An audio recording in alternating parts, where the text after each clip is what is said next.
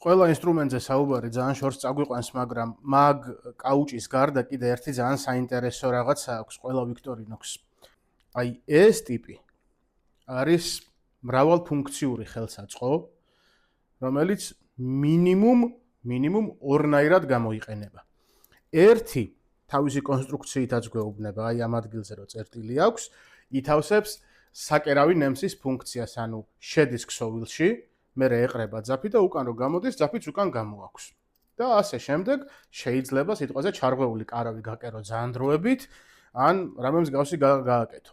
მაგრამ მეორე ფუნქცია უფრო საინტერესო აქვს და ეს არის სახრეტი ფუნქცია და ხშირია, რომ აი თუნდაც ლაშქრობაში რო კარავი დაჭიმო, ან რაღაცა გააკეთო, მინიმუმ ხის გახრეტა მაინც გჭირდება.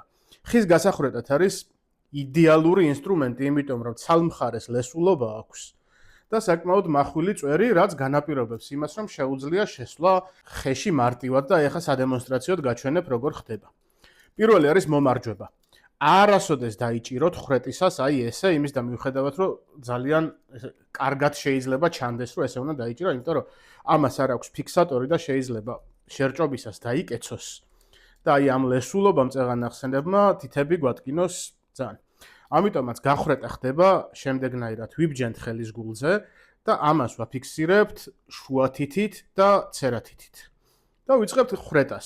ხრეტა გამოსდის საკმაოდ ეფექტურად, ძალიან სწრაფად და მარტივად ხრეთს. რამდენიმე წამიც და ეგ არის.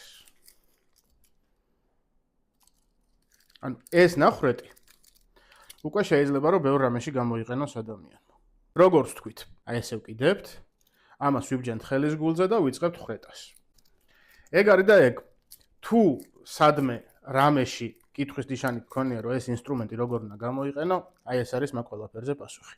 ეს იყო და ეს. მადლობა.